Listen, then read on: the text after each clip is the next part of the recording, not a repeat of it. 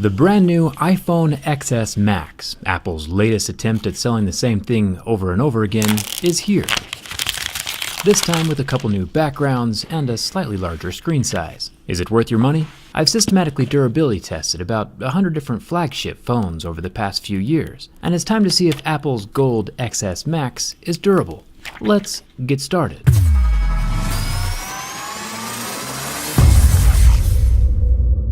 So far, things look pretty much the same, just a larger iPhone X, which is cool. Screen real estate is important. Inside the box, we get our usual Lightning port headphones and a short Lightning to USB charging cable. But this time around, Apple has decided not to include any dongles in the box. Why though? It's pretty simple actually. When comparing two dongles side by side, if I wanted to bulk manufacture a USB-C headphone dongle, it would cost me about 39 cents each. Super cheap.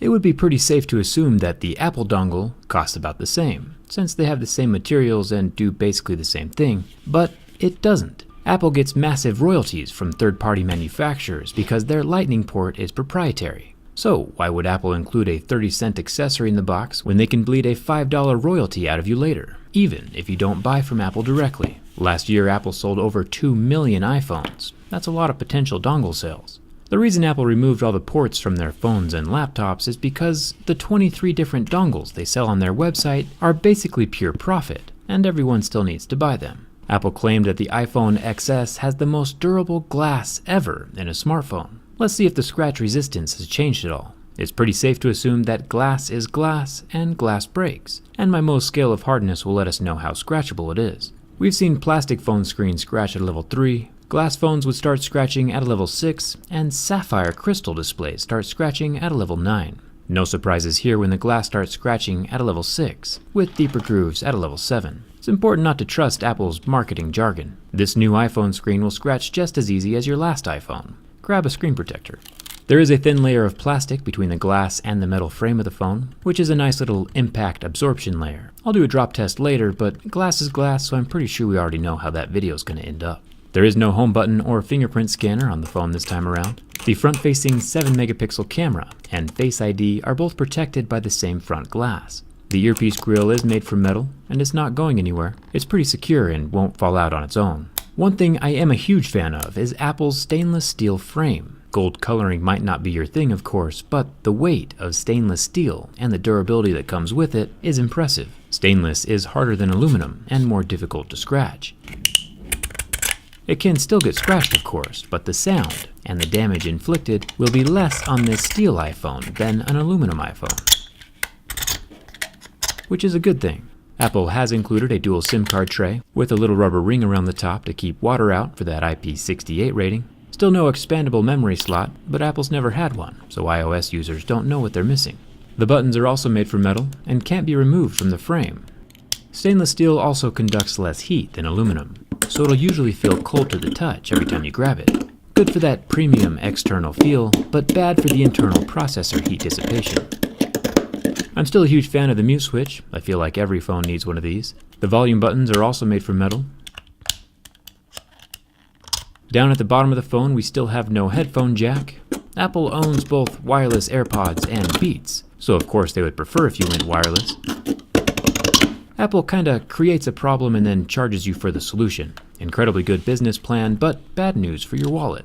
Apple didn't become the first trillion-dollar company by being generous. Speaking of lack of generosity, if you crack the back glass on your iPhone XS Max, it will cost a whopping $599 to replace. That risk, for something as fragile as glass, makes Apple's glass phones the most cosmetically fragile and delicate pieces of technology on the planet. A replacement back glass for a Samsung phone is around $30. Huge difference. If you've already given Apple all of your money, I'd debrand the phone with a skin or a case. No reason to give them free advertising as well. Now for my favorite part.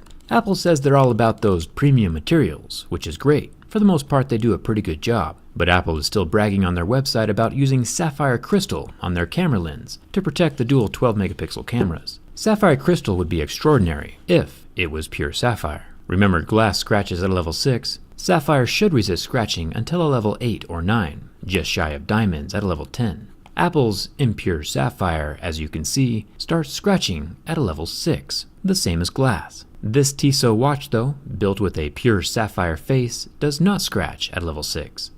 Back to the iPhone XS Max camera lens, we see more scratching with a level 7 pick, also in line with what glass would be doing. The sapphire Tissot though is still scratch-proof, even at that same level 7. On the Max camera lens using a level 8 pick, where sapphire should start scratching, we see another mark.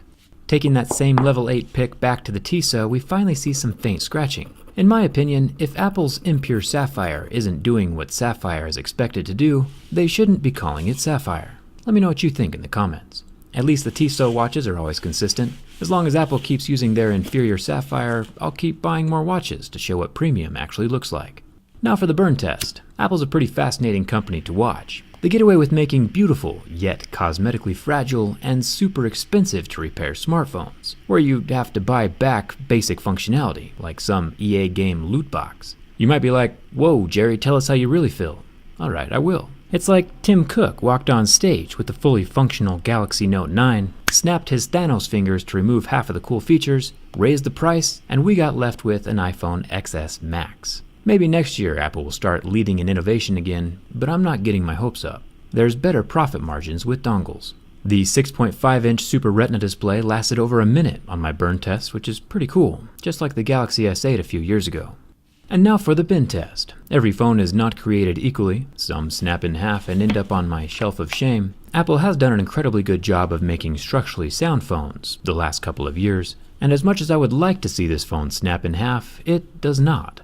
Apple has once again constructed an incredibly solid and structurally sound device. Unless you end up cracking the back glass, of course. That extra $600 charge will test anyone's sanity, so be ready. The iPhone XS Max passes my durability test. But is it the cure to unhappiness? Probably not. I'd say skip this one and spend your extra cash on memories and experiences. Your current phone is probably fine, and it's not worth the marginal upgrade. I do have an extra XS Max though, and I definitely don't want it for myself. I'll give it away over on my Twitter, so come hang out with me over there. You can slap a skin on it and pretend it's an Android, or just sell it to a poor soul who doesn't know better things are out there and keep the money for yourself. Hit that subscribe button. Thanks a ton for watching, and I'll see you around.